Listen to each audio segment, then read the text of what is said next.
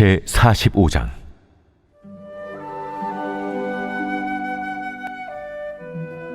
너희는 제비 뽑아 땅을 나누어 기업으로 삼을 때에 한 구역을 거룩한 땅으로 삼아 여호와께 예물로 드릴지니 그 길이는 25,000척이요 너비는 10,000척이라. 그 구역 안 전부가 거룩하리라.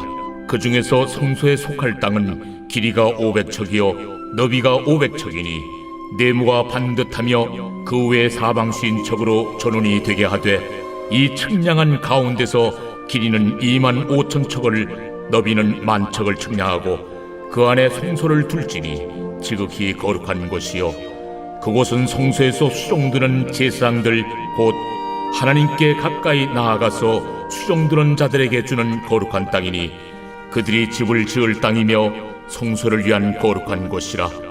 또 길이는 25,000척을 너비는 10,000척을 측량하여 성전에서 수종드는 레위 사람에게 돌려 그들의 거주지를 삼아 마을 20을 세우게 하고 구별한 거룩한 구역 옆에 너비는 5,000척을 길이는 25,000척을 측량하여 성읍의 기지로 삼아 이스라엘 온 족속에게 돌리고 드린 거룩한 구역과 성읍의 기지된 땅의 좌우편 곧 드린 거룩한 구역의 옆과 성읍의 기지 옆의 땅을 왕에게 돌리되 서쪽으로 향하여 서쪽 국경까지와 동쪽으로 향하여 동쪽 국경까지니 그 길이가 구역 하나와 서로 같을지니라.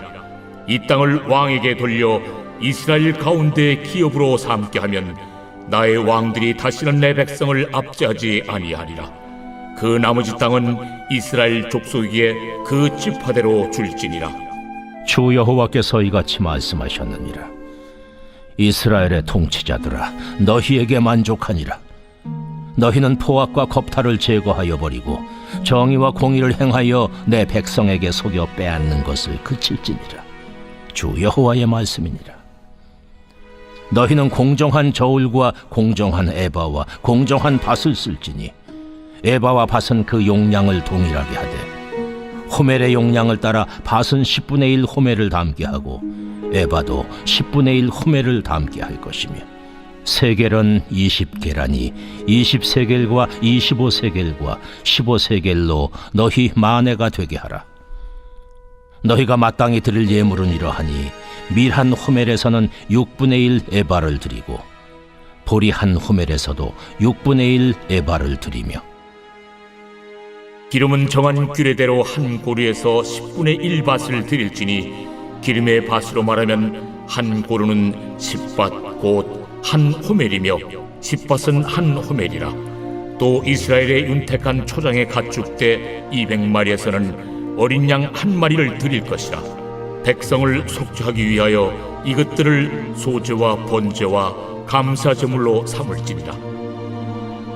이 땅 모든 백성은 이 예물을 이스라엘의 군주에게 드리고 군주의 본분은 번제와 소제와 전제를 명절과 초하루와 안식일과 이스라엘 족속의 모든 정한 명절에 갖추는 것이니 이스라엘 족속을 속죄하기 위하여 이 속죄제와 소제와 번제와 감사제물을 갖출지니라. 여호와께서 이같이 말씀하셨느니라. 첫째 달 초하루 날에 흠없는 수송아지 한 마리를 가져다가 성소를 정결하게 하되 제사장이 그 속죄제 희생제물의 피를 가져다가 성전 문설주와 제단 아래층 네 모퉁이와 안뜰 문설주에 바를 것이요 그달 7일에도 모든 과실범과 모르고 범죄한 자를 위하여 역시 그렇게 하여 성전을 속죄할지니라. 첫째 달 19날에는 유월절을 7일 동안 명절로 지키며 누룩 없는 떡을 먹을 것이라.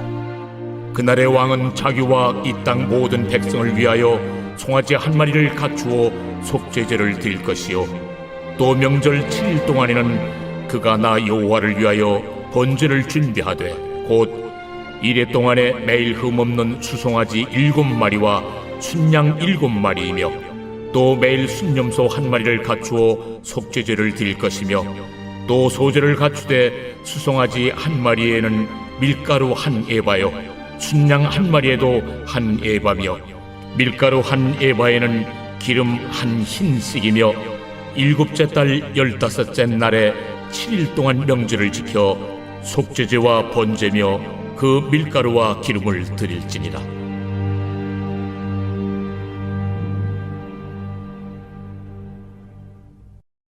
에스겔서 45장 말씀을 중심으로 주인이심을 기억하게 하신 이유, 주인이심을 기억하게 하신 이유라는 제목으로 함께 말씀을 묵상해 보겠습니다.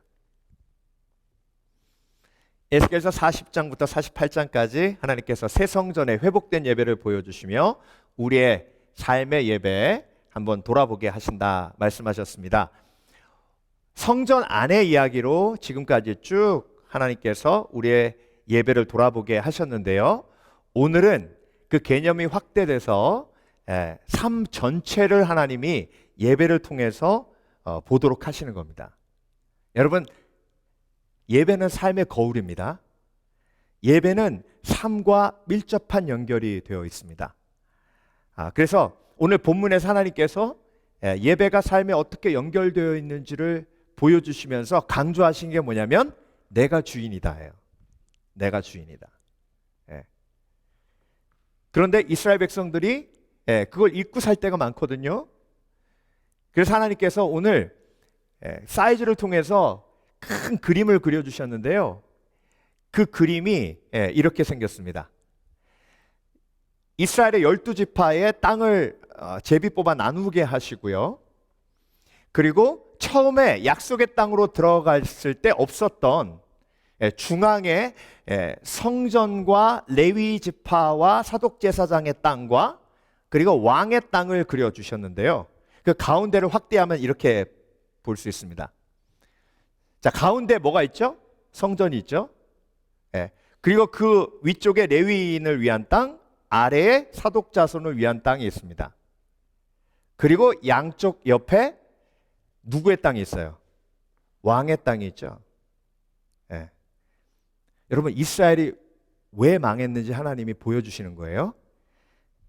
인간이 왕이 되어 이스라엘을 자기 마음대로 하니까 이스라엘이 망했어요. 자, 인간이 이스라엘의 왕이 되었어요. 그 왕의 땅이 성전을 잡아먹고 인간의 뜻이 중앙에 있었어요. 그러니까 망해요. 그런데 하나님이 성전을 회복하시고 왕의 땅을 어디에 두셨어요? 옆에 두셨죠? 마치 사과 쪼개듯 딱 쪼개가지고 양쪽에 두시고 가운데 뭐 두셨어요? 성전. 하나님을 중앙에 딱, 하나님의 임재, 하나님의 보좌를 중앙에 딱 넣으시고 큰 그림을 보여주시는 거예요. 자, 여러분, 인생이 망하는 이유가 바로 이거예요. 내 인생의 주인이 내가 되면 인생은 꼬입니다. 꼬이다가 망해요. 여러분, 사단이요, 저와 여러분의 인생을 한 큐에 가게 만들 수 있어요. 어떻게 하면 돼요? 아담과 하와 보면 알 수 있어요. 여러분, 에덴 동산에서 아담과 하와가 얼마나 행복하고 즐겁게 살았어요. 죽지도 않아요. 생명나무 따먹으면. 근데 한 큐에 갔어요. 한 큐에 갔다는 게 뭐예요? 이 선악과 따먹어. 이 선악과 따먹으면 이제 하나님을 주인으로 섬기지 않아도 돼. 네가 주인 되는 거야. 하나님과 같이 돼서. 그러니까 여러분, 사단이 아담과 하와를 한 큐에 보냈어요. 뭘로? 네가 주인해. 여러분, 오늘 지도 보세요. 지도 한가운데에 이스라엘 백성들이 망했을 땐 사람이 있었어요. 근데 하나님이 그 사람 왕을 쪼개가지고 옆으로 물러나게 하시고 가운데다가 하나님의 성전, 성령을 부어주셨어요. 이게 회복된 이스라엘의 모습, 회복된 삶의 모습입니다. 그래서 여러분, 우리는 삶을 살면서 예배를 드리면서 뭘 기억해야 돼요? 내가 내 삶의 주인이 아니다. 내 삶의 주인은 누구예요? 하나님이다. 이거 잊어버리면 어떻게 돼요? 큰일 나요. 그러니까 오늘 본문에 하나님께서 이 땅 배분을 통해서 하나님이 주인임을 선포하시고, 그리고 밀가루 그 다음에 곡식 나눌 때 꼭 일부분을 하나님 것으로 구별하게 하셨죠.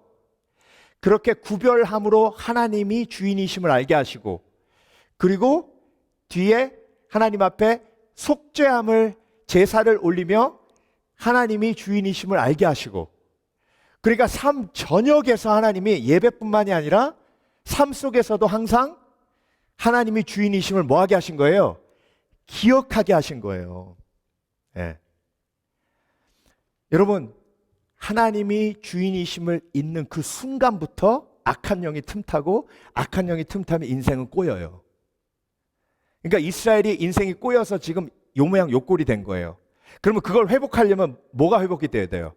내 삶의 중심에, 내 영혼의 중심에 누가 주인이 되셔야 돼요? 하나님이 주인이 되셔야 돼요. 예. 여러분, 가이사랴 지방에 갔더니요, 가이사랴 빌립보에 갔더니 이 어떤 도시 이름 앞에 가이사랴가 붙은 건 그 도시에 로마 황제의 신전이 있다는 거예요. 거기에 딱 들어가니까 로마 황제의 신전이 있는 거예요. 그래서 예수님이 그 신전 앞에서 제자들에게 물어보는 겁니다. 사람들은 나를 뭐라고 하디? 엘리야라고도 하고 선지자라고 하더이다. 너희는 나를 뭐라고 하니? 베드로가 뭐라고 그랬어요? 주는 그리스도시요. 주. 그렇죠? 주인이시라는 거예요. 이 황제가, 로마 황제가 주인이 아니고 예수님이 주인이시라는 거예요. 주는 그리스도시요 살아계신 하나님의 아들이니이다. 그랬더니 예수님께서 파요나 시므로나 잘하였도다. 예. 그런데 그 다음에 바로 예수님이 십자가 지고 죽으시겠다고 얘기하니까 베드로가 예수님을, 원어를 보면 심하게 꾸짖었다라는 말이 나와요. 꾸짖는단 말이 예수님이 사단을 꾸짖을 때 썼던 동일한 단어를 썼습니다. 십자가 지면 안 된다는 거예요. 그러니까 예수님 뭐라고 하셨어요? 사탄아 물러가라. 자, 그 전에 입으로 주는 그리스도시요 살아계신 하나님의 아들이라고 고백했죠. 근데 십자가 진다 그러니까 바로 예수님이 주인하면 안 되겠는 거예요. 내가 주인해야지. 여러분, 저와 여러분의 삶 속에서 똑같은 일이 벌어져요. 그러니까 야고보서 4장 7절에 뭐라고 하셨냐면 마귀를 대적하라 그리하면 너희를 피하리라 하셨죠. 근데 그 전 말씀이 중요해요. 어떻게 마귀를 대적하느냐? 어떻게 마귀를 대적해요? 하나님께 순복하라. 그게 뭐예요? 하나님을 주인으로 인정하고 주인이신 하나님의 말씀에 내가 뭐하라? 순종하라. 하나님을 주인으로 인정해야 마귀를 대적할 수 있는 거예요. 예. 여러분, 마태복음 4장에 마귀가 찾아와서 예수님 유혹할 때도 똑같아요. 이 돌을 명하여 떡으로 만들어 먹으라 그랬죠. 하나님이 모든 필요를 공급하시는 주님이심을 거부하고 내 힘으로 내 모든 필요를 공급해서 살으라는 거예요. 하나님이 주인이 아니라 네가 주인 되라는 거예요. 성전에서 뛰어내리래요. 하나님이 이 성전의 주인이 아니라 네가 사람들 앞에 얼마나 뛰어난 걸 증명해서 이 성전의 주인을 하나님이 아닌 너로 만들어라. 이 모든 만물을 나에게 경배하면 주겠대요. 이 모든 만물 누구 거예요? 하나님 거죠. 그런데 사단한테 경배해가지고 하나님 거를, 이 모든 만물 하나님 거를 내 것으로 만들라는 거예요. 그러니까 여러분, 사단은 처음부터 끝까지 저와 여러분에게 어떤 공격을 해요? 네 삶의 주인을 하나님이 아닌 네 자신으로 만들어라. 예. 여러분, 이걸 끊어내는 게 영적 전쟁이고 이걸 끊어내는 게 복된 삶이에요. 그래서 하나님을 주인으로 인정하는 사람의 가장 큰 특징 중에 하나가 뭐예요? 이렇게 예배하는 거예요. 여러분, 예배 핵심은요 뭐냐면 하나님의 보좌 앞에 내가 무릎 꿇는 거예요. 하나님이 주인임을 인정하는 거예요. 내 마음대로 살지 않겠다고 고백하는 거예요. 하나님의 뜻대로 사는 것이 복된 삶이라고 인정하는 거예요. 그래서 내가 예배 밖에서 내 마음대로 사는 것, 회개하는 것이 예배하는 성전에서 일어나는 일이에요. 하나님을 예배하면 내가 주인이 아님을 알아요. 하나님을 예배하면 하나님의 보좌가 다시 내 삶 속에 회복돼요. 그런데 하나님과 멀어지면 멀어질수록 내 삶의 주인이 내가 돼요. 그러면 인생은 망하는 거예요. 이스라엘 백성들처럼. 그리고 여러분, 하나님을 주인으로 인정하는 사람의 가장 큰 특징 중에 하나가 뭐냐면 예물을 구별하여 드리는 거예요. 자, 속국이 있죠. 부강한 나라 옆에는 항상 속국이 있어요. 우리나라가 중국에 뭘 바쳤어요? 조공을 바쳤죠. 그걸 영어로 트리뷰시라고 해요. 근데 조공을 바치다가 조공을 바치지 않으면 그 강대국에서는 어떻게 느끼냐면 이것들이 우리를 주인으로 섬기지 않는구나 라는 메시지로 받아요. 하나님 앞에 우리가 예물을 구별하여 드리는 것은 우리 삶 속에 하나님이 나의 삶의 주인이라는 걸 절대 잊지 말라고 하나님이 저와 여러분에게 주신 축복의 장치입니다. 그래서 내가 교회 와서뿐만이 아니라 일상을 살아가며 내가 내 손에 가지게 된 이 물질의 일부분이 하나님의 것임을 인정할 때, 그때 하나님이 주인 되신 축복이 내 삶 속에 임하게 되는 겁니다. 그래서 오늘 본문을 통해서 하나님이 주인임을 기억하게 하신 이유가 있어요. 그 첫 번째가 뭐냐면, 주인임을 기억하는 사람은 하나님이 보호하실 수 있는데요, 하나님이 주인이라는 걸 거부하는 사람은 하나님이 보호하실 수 없습니다. 아까도 말씀드렸지만 아담과 하와를 하나님이 그래도 품으셨고 그래도 가죽옷을 입혀서 서로에게 부끄럽지 않도록 해주셨지만 에덴 동산에서 쫓겨나는 걸 막으실 수는 없어요. 왜? 그들이 하나님이 주인임을 거부했기 때문에. 너희는 제비 뽑아 땅을 나누어 기업으로 삼을 때에, 여러분, 이스라엘 백성들이 뭐 때문에 망했다고요? 인간이 다스려서 망했죠. 저와 여러분의 삶도 인간이 다스려서 망했어요. 자, 제비 뽑아서 약속의 땅을 나누게 하셨거든요. 여러분, 이게 놀라운 하나님의 다스리심이에요. 만약에 제비 뽑지 않았으면요, 이스라엘 백성들 어떻게 됐을까요? 여러분이 이스라엘 백성들이라고 생각해 보세요. 약속의 땅 들어가면 여러분 무슨 땅을 원하시겠어요? 노른자 땅, 좋은 땅. 여러분 갈렙처럼 산지로 하나님이 가라 그러시면 뭐라고 생각하겠어요? 이것들이 나를 무시해도 그렇지, 야 우리 유다 지파야, 싸움을 싸워도 니네들보다 훨씬 많이 싸웠어. 근데 우리 유다 지파한테 저 척박한 땅, 저 산지를 준다고? 니네들은 이 노른자 땅 가지고? 이것들이 진짜, 그럼 어떤 일이 벌어져요? 싸우죠. 지파들끼리 전쟁 나죠. 그걸 영어로 civil war, 시민 전쟁이라고 해요. 근데 여러분, 이스라엘 백성들이 약속의 땅 들어가서 싸움이 있었어요, 없었어요? 없었죠. 어떻게 했기 때문에? 제비 뽑았기 때문에. 저 아이디어를 누가 주셨는데요? 하나님이 주셨죠. 하나님이 다스리시니까 보호받아요. 여러분, 이게 인생의 지혜예요. 인생에서 가장 소중한 건 관계죠. 그렇죠? 아세요? 돈이 아니에요. 관계예요. 하나님이 다스리시면 그 진리를 알아요. 그래서 돈과 하나님을 동시에 섬길 수 없는 게 그 이유예요. 헬라어로요, 돈이 크리스마예요. 크리스마. 그리스도는 크라이스트. 크리스도. 크리스마, 크리스도. 한자 차이예요. 돈을 주인으로 섬기는 건 돈 때문에 잘해주고, 돈 때문에 고개 숙이고, 돈 때문에 열심히 살아가고, 돈 때문에 일찍 일어나고, 돈 때문에 밤늦게까지 있고, 돈 때문에 그 사람한테 칭찬해주고, 돈 때문에 자존심 상해도 참고, 이게 돈을 주인으로 삼는 거예요. 하나님을 주인으로 삼는 사람은 하나님 때문에 참고, 하나님 때문에 낮아지고, 하나님 때문에 일찍 일어나고, 하나님 때문에 밤늦게까지 헌신하고 섬기고, 하나님 때문에 무시당해도 아무 말 아니하고 침묵하고, 이게 하나님을 주인으로 섬기는 삶이에요.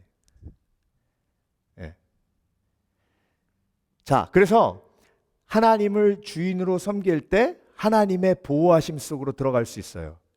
그런데 하나님을 주인으로 섬기지 않으면 하나님이 아무리 보호하시려고 해도 보호하실 수 없어요.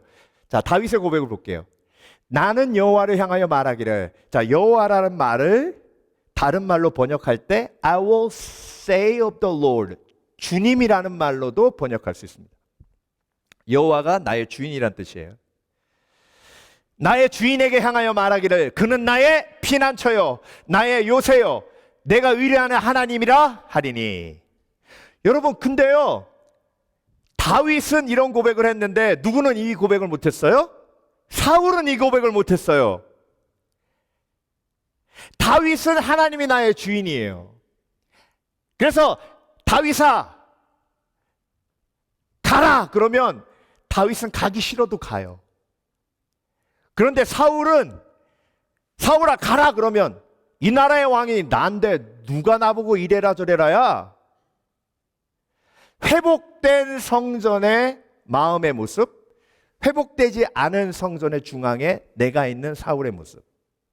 그래서 블레셋이 쳐들어왔어요. 전쟁에서 막 질 것 같거든요. 그러니까 사울이 어떤 아이디어를 찾아내냐면 법궤를 가지고 오면 이길 것 같은 거예요. 법궤가 성막 한가운데 있죠. 하나님의 임재를 상징하는 법궤죠. 그 법궤를 갖고 왔어요. 이겼어요, 졌어요?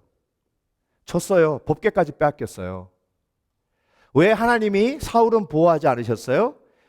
사울은 지가 왕이에요. 지가 주인이에요. 네. 하나님도 막 오라가라 해요. 하나님, 나 하나님 필요해요. 일로 와요. 하나님 이제 건드리지 마세요. 내 왕국은 내가 다스릴 테니까. 사랑방 가서 그냥 앉아 계셔요. 다락방 가시거나. 근데 여러분, 이런 신앙인이 너무 많아요. 필요할 때만 하나님 찾고. 근데 여러분, 신앙이 어리면 당연한 거예요. 애들이요, 조그만 그 베이비들은요, 오직 한 가지 생각밖에 없는 것 같아요. 보면 지가 하고 싶은 대로 하기 위해서 태어난 애들 같아요. 처음부터 끝까지. 그게 미성숙의 가장 큰 특징이죠. 지가 하고 싶은 게 절대 가치예요. 그러니까 내가 하고 싶은 걸 하도록 부모님이 도와줘야 되는 거죠. 그러니까 부모님을 도구로 사용해요. 근데 철들면 어떻게 해요? 이게 철들면 바뀌어요. 신앙의 성숙이 바로 내가 원하는 것을 하느냐, 하나님이 원하는 것을 하느냐, 내 삶의 주인이 나인가, 내 삶의 주인이 하나님인가. 그래서 여러분, 어떻게 보면 삶이 문제가 복잡한 것 같은데요, 오늘 본문을 보면 심플해요. 삶이 꼬인 이유가 뭐예요? 간단해요. 내 삶의 중심이 나기 때문에 그래요. 근데 거기서 일어나서 하나님이 내 삶의 보좌에 앉으실 수 있도록 내가 내 마음을 열어드려야 합니다. 그래서 주는 그리스도시요 살아계신 하나님의 아들이시니다 라고 고백하고 예수님이 십자가 주시면 나를 부인하고 날마다 십자가 지고 예수님을 뭐 하는 거예요? 쫓는 거예요. 그때 삶의 문제가 하나씩 둘씩 풀려요. 여러분, 오늘도 그런 삶의 지혜를 마음속에 새기시는 복된 그리스도인 되시길 주의 이름으로 축원합니다. 축원합니다. 두 번째, 주인님을 기억하게 하신 이유, 보호하시기 위해서 기억하게 하셨고요, 인도하시기 위해서 하나님이 기억하게 하셨습니다. 자, 에스겔서 45장 9절인데요. 나 주 여호와가 말하노라. 내가 주인이라고 선포하시죠. 이스라엘의 치리자들아, 이스라엘의 왕들아, 너희에게 족하니라. 이제 니네들이 하고 싶은 대로 다 했잖아. 하나님이 그 얘기 하시는 거예요. 영어 번역으로는 enough is the enough. 네가, 너희 왕들아, 이스라엘의 치리자들아, 니네들이 하고 싶은 대로 이스라엘을 다스렸잖아. 할 만큼 했잖아. 근데 이스라엘이 어떻게 됐어? 다 망했잖아. 아수르에게 끌려갔잖아. 예루살렘 성전 다 망했잖아. 지금 에스겔서를 처음 읽는 사람들은 바벨론 포로돼 있잖아요. 할 만큼 했잖아. 네가 네 삶의 왕이 됐을 때 네 삶이 어떻게 되는지 지금까지 경험했잖아. 그러면 깨달아야 되잖아. 이제 네가 하고 싶은 대로 가지 말고 내가 인도하는 쪽으로 와. 제발 좀.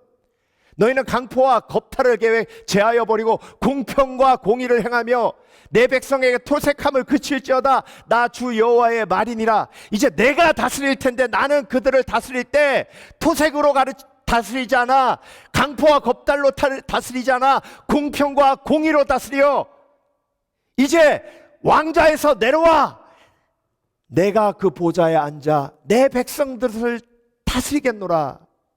내가 그들을 뭐하리라? 인도하리라. 여러분, 내 삶에 지금까지 살아온 내 삶의 모든 기억은요, 하나님이 앞으로 복된 삶을 살기 위해 아름다운 기억으로 정돈시켜 주십니다. 아멘. 여러분, 할 만큼 하셨잖아요. 내 마음대로 할 만큼 하셨잖아요. 해보셨잖아요. 돈도 열심히 벌어보려고 하고, 막 사람들한테 무시당하지 않으려고 노력도 많이 해보고, 좋으셨어요?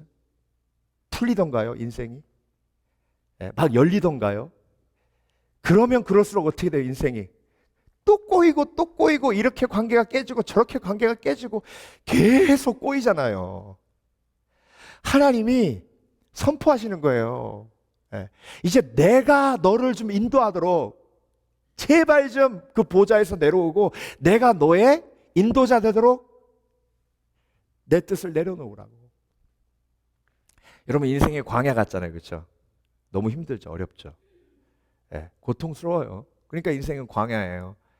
근데 광야에서 제일 중요한 게 뭐예요? 구름 기둥과 불 기둥으로 하나님이 저와 여러분을 약속의 땅으로 이끌어 가셔야 되죠. 자, 광야에서 하나님이 주인 되면 우리는 어디로 가요? 약속의 땅으로 가죠. 근데 광야에서 하나님이 주인이 되지 않고 내가 주인 되면 어디로 가요? 애굽 땅으로 다시 돌아가요. 애굽 땅으로 돌아가요. 얼마나 어리석은 거예요. 얼마나 바보 같은 거예요. 애굽 땅으로 돌아가면 고기 먹을 수 있고 양파 먹을 수 있고 메추라기 먹을 수 있고, 그래서 애굽 땅으로 돌아간대요. 그거 먹으면 뭐예요? 종인데. 그거 먹으면 뭐예요? 자유가 없는데. 그거 먹으면 뭐예요? 죽는데. 약속의 땅은 하나님의 영원하신 약속이 예비되어 있는 땅이에요. 하나님이 주인 되시면 나를 어디로 인도하세요? 약속의 땅으로 인도하시는데 그걸 깨닫지 못하고 내가 내 삶의 주인 되어 조금이라도 더 편하게 살려고, 조금이라도 더 어려운 일 겪지 않으려고 그렇게 노력하다 살면 결국 멸망으로 가는 거예요.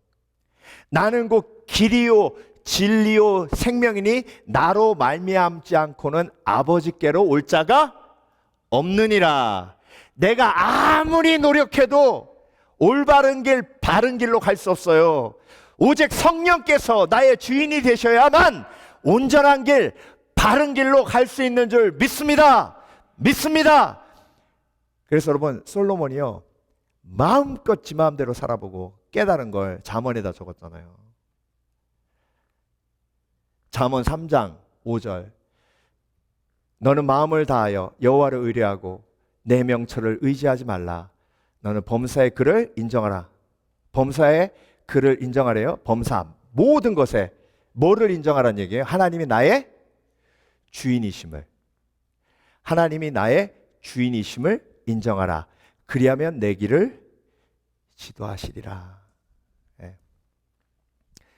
저희 강아지가 꼭 지집에서 안 자고 소파에서 자는데요, 제가 앉는 그 자리에서 앉아서 자요.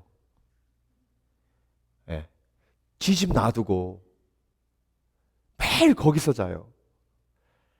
그리고 제가 가면요, 안 일어나요.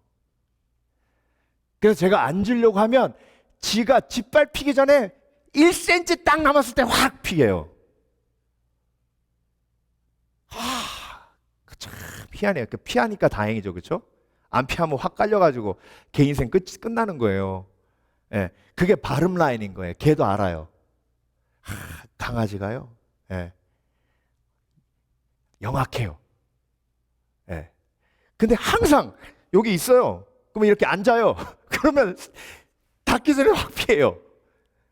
야, 여러분, 우리 인생도 똑같아요. 강아지보다 우리가 더 멍청한 것 같아요. 예수님이 앉는 그 자리에 예수님이 나를 보호하시려고 인도하시려고 앉으시는데 강아지는 피하는데 우리는 거기 그냥 앉아 있어가지고 확 짓눌려 버려요. 그 사람이 누구예요? 요나잖아요. 요나. 하나님이 니누의 백성들 구원하시려고 하나님이 니누에로 가라 그랬는데 말 안 듣고 물고기 뱃속까지 들어갔죠. 지금까지 enough is enough. 여러분 충분히 경험하셨잖아요. 내가 내 삶의 주인 됐을 때 인생이 얼마나 꼬이는지. 그러면 이제 하나님이 내 인생의 주인 되시도록 맡기드리시죠. 그렇죠? 맡겨드리셔야죠. 근데 맡긴다는 게 한 번 맡긴다고 계속 맡겨지는 게 아니에요. 매일 맡기는 거예요. 매일. 맡겼다가 찾아오고 맡겼다가 찾아오니까 매일 하나님 앞에 하나님이 내 삶의 주인 되십니다. 말씀하여 주시옵소서. 내가 어떻게 해야 하겠습니까? 하나님, 이 상황 속에서 하나님이 나에게 지혜를 주시옵소서. 하나님이 하라고 하시는 대로 하면 하나님이 책임지시지만 내가 내 마음대로 하면 내가 책임져야 하니 내가 책임지는 인생 너무 힘들고 어렵고 고통스럽고 꼬이고 얽히고 설키니 하나님 주 앞에 모든 것 맡겨드리고 하나님이 시키시는 대로 하겠나이다. 가끔 저한테요 이렇게 전화해서 물어보신 분 계세요. 얼마 전에도 한 엄마가 목사님, 아들이 너무 속색이에요. 어떻게 해야 될까요? 여러분 어떻게 해야 될까요? 제가 시키는 대로 하면 목사가 주인 되는 거예요. 그럼 제가 그렇게 하면 돼요, 안 돼요? 안 되죠? 그럼 뭐라고 해야 돼요? 집사님, 기도하시고 하나님이 말씀하시는 대로 감동 주시는 대로 하세요. 나는 아무리 그렇게 여쭤봐도 하나님이 말씀을 안 하세요. 내 양은 내 음성을 듣는다 하셨어요. 집사님, 하나님 양 맞으시죠? 네, 그럼 말씀하세요. 하루에서 응답 안 오면 이틀 하시고. 근데 여러분 돌아보세요.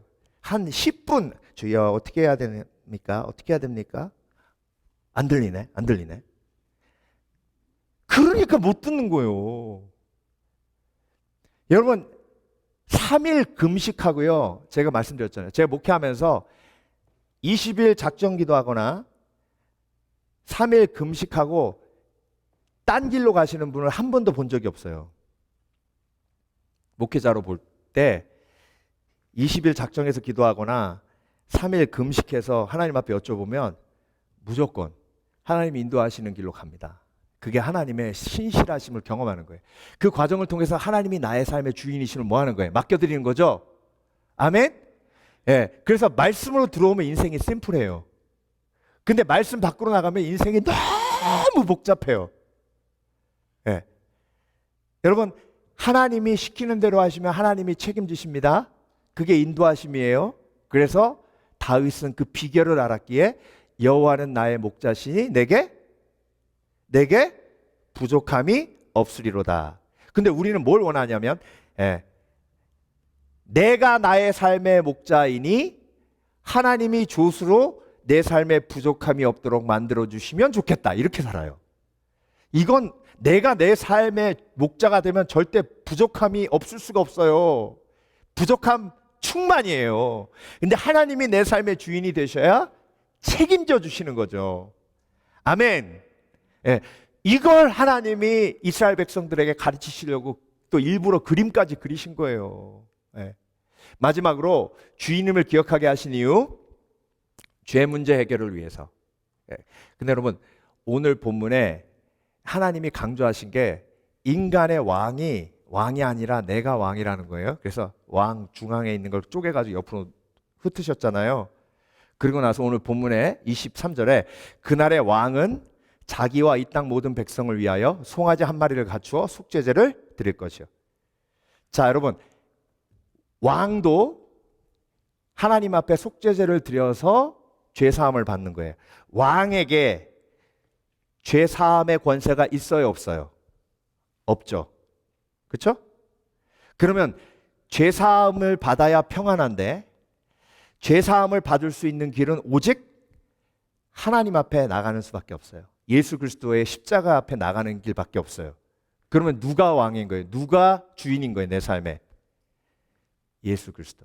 그래서 하나님이 주인이시고 예수 그리스도가 나의 삶의 주인이란 걸 잊지 않는 가장 중요한 삶의 태도가 뭐냐면 회개예요. 다시 한번 말씀드립니다. 다 오늘 말씀 다 잊어버리셔도 돼요. 근데 요거 하나는 꼭 기억하세요. 네. 내 삶 속에 아주 작은 죄라도 내가 그걸 그냥 지나치지 아니하고 예수 그리스도의 십자가 앞에 내 죄를 사하면 그 과정을 통해 예수님이 내 삶의 주인이심이 기억되어지고 예수 그리스도의 십자가가 내 삶의 보좌 앞에 온전히 임하게 되는 줄 믿습니다. 그래서 회개해야 하는 이유가 바로 거기 있어요. 여러분, 사단이 한 큐에 가게 한다 그랬죠? 그럼 뭘 제일 많이 회개해야 돼요? 내가 내 삶의 주인 되려고 했던 욕심.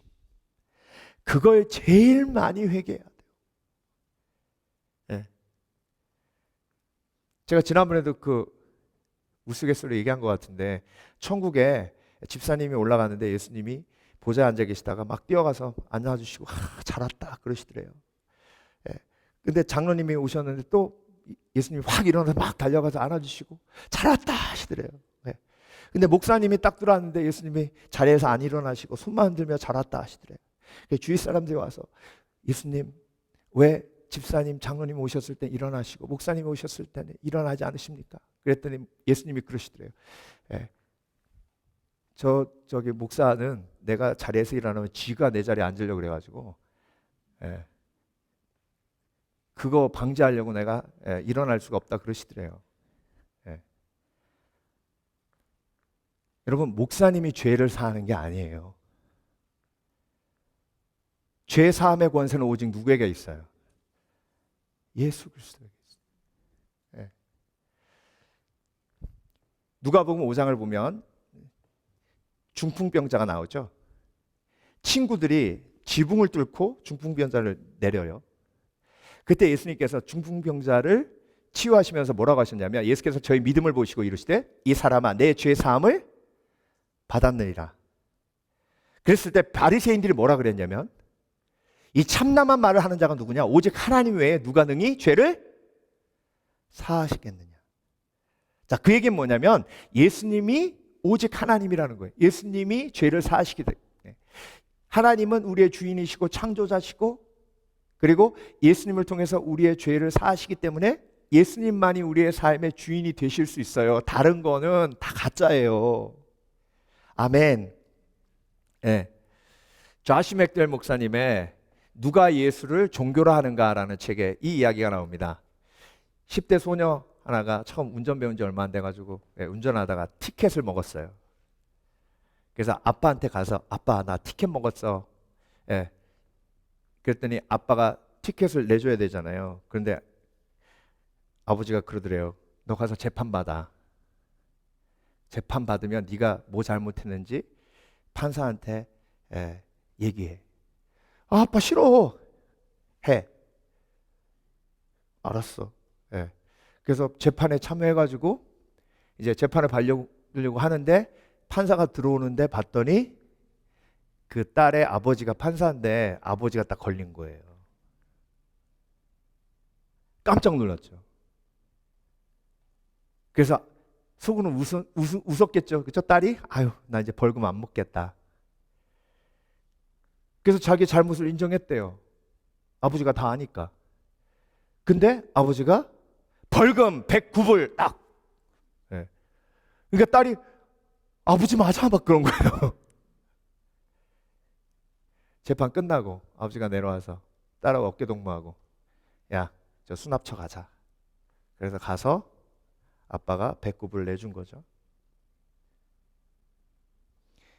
자시엘 맥도웰 목사님이 이 이야기를 통해서 저와 여러분에게 무슨 메시지를 전달하시냐면, 하나님이 저와 여러분의 죄를 사하실 때 공의의 하나님이 죄의 값 없이 저와 여러분의 죄를 사하지 않으세요.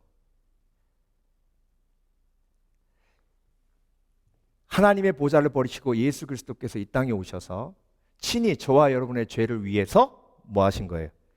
죽으신 거예요. 그 십자가에서 예수 그리스도께서 죄악된 저와 여러분의 주인 되심을 완성하신 거예요. 그래서 십자가 앞에 가면 갈수록 예수 그리스도가 내 삶의 주인임이 확신되어지는 거예요. 여러분, 매일 죄 짓잖아요. 그러면 그 죄를 그냥 낭비하지 마세요. 십자가 앞에 가져와 예수 그리스도가 내 삶의 주인임을 기억하게 하는 도구로 삼으시길 주 이름으로 축원합니다. 그때 내 삶의 중심에 예수 그리스도의 십자가가 번뜩이며 내 삶이 정말로 안전하고 평안하고 온전히 인도함 받는 그런 하나님의 보좌가 온전히 드려진 영광스러운 새 성전의 삶이 되는 줄 믿습니다. 오늘도 그 확신이 있으시길 주의 이름으로 축원합니다. 축원합니다. 기도하겠습니다.